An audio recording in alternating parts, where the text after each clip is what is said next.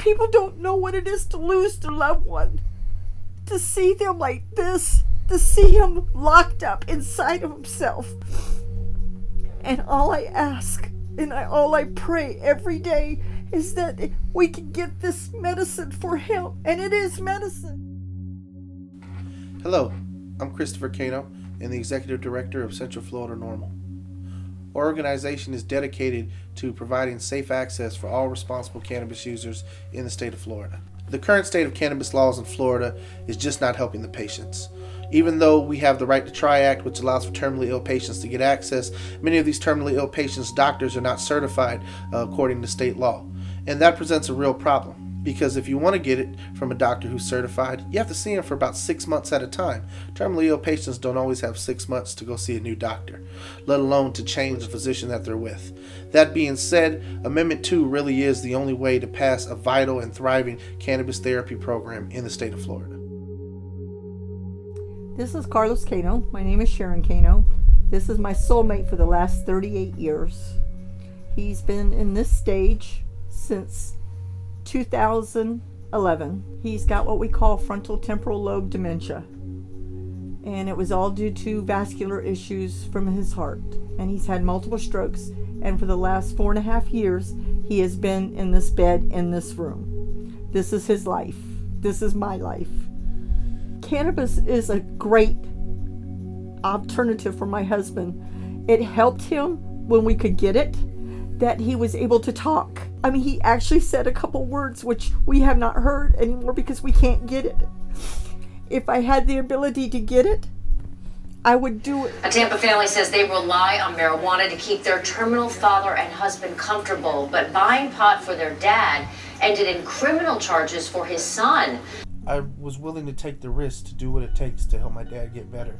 And I was arrested in 2014 trying to get the medicine that my dad so desperately needs. And it has been a hellish nightmare to see, my family struggle over this, and to see everything that we've had to go through financially, everything I've had to go through publicly, and the shame of being considered a criminal when all you want to do is help your family members get better. And that's really the hardest part about all this, is to know that trying to ensure that my dad has access to his medicine would cost me my freedom. And would I go back and do it again? Absolutely. I don't care about my freedom when it comes to my dad's life. I'd willingly give that up to make sure he could get better. If he could get out of this bed, if he could talk to my mom and say I love you and say happy birthday, I would give up the freedom for the rest of my life. I would be willing to see my dad through a glass because I'm willing to do that to make sure he's better. And the sad part is I know he would never want me to do that. He would want me to be better. He would want me to be a productive member of society. And this is the conflict that families like ours deal with every single day. No, we don't have access in the state of Florida for cannabis at this time. If my husband doesn't have access to cannabis soon, who knows if he'll ever come out of the state that he's in. We've had a little bit of cannabis before, and we had some reaction out of him. And if we had that, I just can't imagine who knows, he may be talking to me again. Maybe he'll be out of this bed. We don't know, but we need to give it a chance. We need to give it a chance for my husband, for other people that are in the same state as my husband. It would be the most wonderful thing if we could get out of this room. I could take him out, just to get out and go for walks, holding hands, going to the beach. These are things that we used to like to do. In Florida, there's an opposition leading against Amendment 2. And Mel Sembler and the Drug Free America Foundation feel that the $10 million they're willing to spend this election cycle will defeat cannabis therapy here in Florida.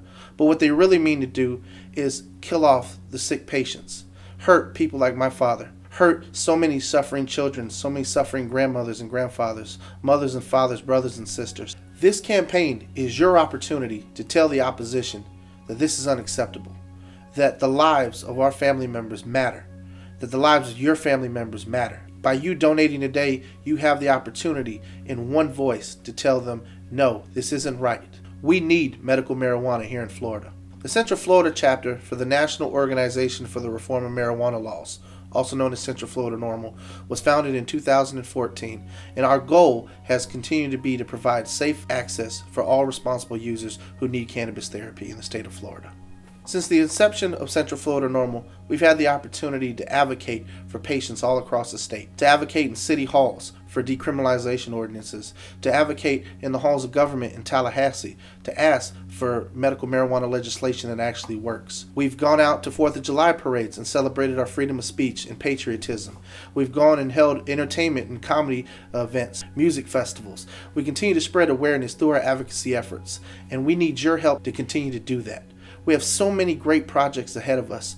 Everything from uniting the cannabis industry under one roof to ensuring that patients have safe access and travel to other states when they need it, to provide cutting-edge research to you, the voter, and you, the informed citizen, ensuring that you know exactly what's going on in your state and you know exactly what type of therapy that you can provide to your loved ones. If you, the people, banded together, joined with us, and advocated for legalization here in Florida, if you donate today and help us push our legalization efforts, we can end the suffering for 500,000 patients in this state. We can end the suffering of their loved ones and their families. And we can create an environment in a state which values life and liberty above all else, rather than prohibition and continually decriminalize good, hardworking Americans. We need your support now more than ever.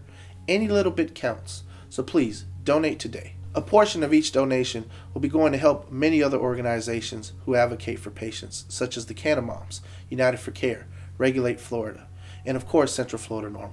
Your donation to Central Florida NORML will help us provide marijuana refugees opportunities to go to medical states, to ensure that we're on the cutting edge of research and helping patients find the best therapy options for their conditions, and most importantly, reforming marijuana laws in the state of Florida. Once again, my name is Christopher Cano. I'm the Executive Director of Central Florida NORML, and we thank you for your time.